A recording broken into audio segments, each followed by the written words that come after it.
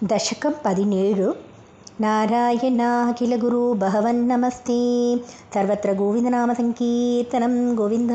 गोविन्द श्रीहरये नमः। उत्थानपादनृपुतेर्मनुनन्दनस्य जाया बभूव सुरुचिर्नितरामभीष्टा अन्यासु नीतिरितिभर्तुरनादृता सा त्वामेव नित्यमगदिशरणं गताभूत् अङ्के पितुः सुरुचिपुत्रकमुत्तमं तं दृष्ट्वा ध्रुव किल सुनीतिसुतोऽधिरोक्ष्यन् आचेक्षुपे किल शिशुसुतरां सुरुच्या दुःसंत्यजा खलु भवद्विमुखैरसूया त्वन्मोहिते पितरि पश्यति दारवश्ये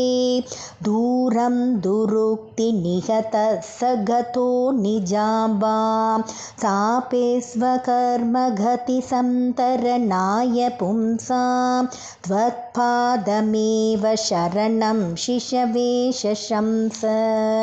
आकर्ण्यसोऽपि भवदर्चननिश्चितात्मा मानी निरेत्य नगरात् किल पञ्चवर्षः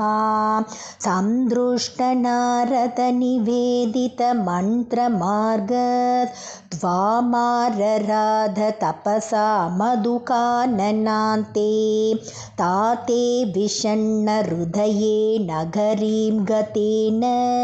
श्रीनारदेन परिसान्वितचित्तवृत्तौ बालस्वदर्पितमनाक्रमवर्धितेन निन्ये कठोरतपसा किल पञ्चमासान् तावत् तपो बलनिरुच्छ्वसिते दिगन्ते देवार्तितस्त्वमुदयत् करुणार्द्रचेताः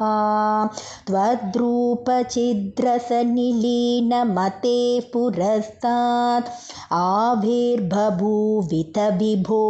गरुडाधिरूढः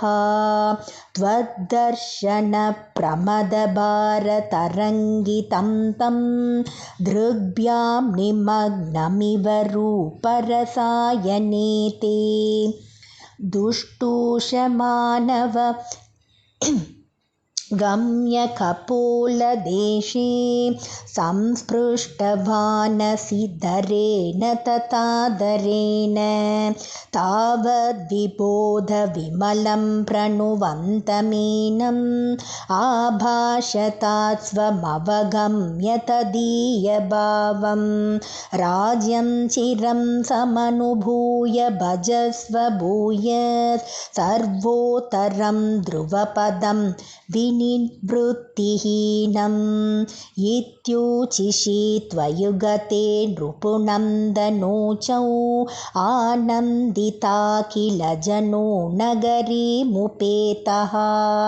रेमे चिरं भवदनुग्रहपूर्णकामस्ताथे गते च वनमादृतराज्यभारः यक्षेण देव निहते पुनरुत्तमेऽस्मिन् यक्षैः स युद्धनिरतो विरतो मनुक्त्या शान्त्या प्रसन्नहृदया धनधातुभेदात् त्वद्भक्तिमेव सुदृढामवृणोन्महात्मा अन्ते भवत्पुरुषनीतविमानयातो मात्रा समं ध्रुवपदे मुदितो यमास्ते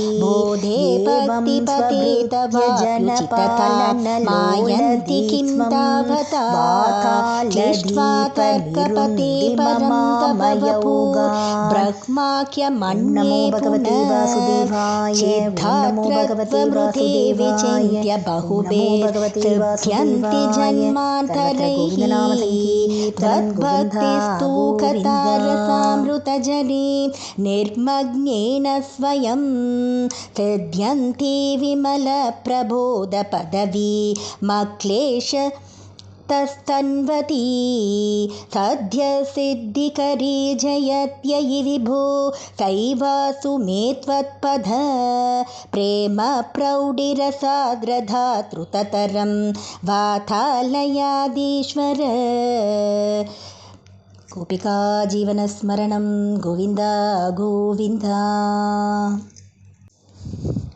अत्यायासकराणि कर्मपटलान् याचर्य निर्यन्मला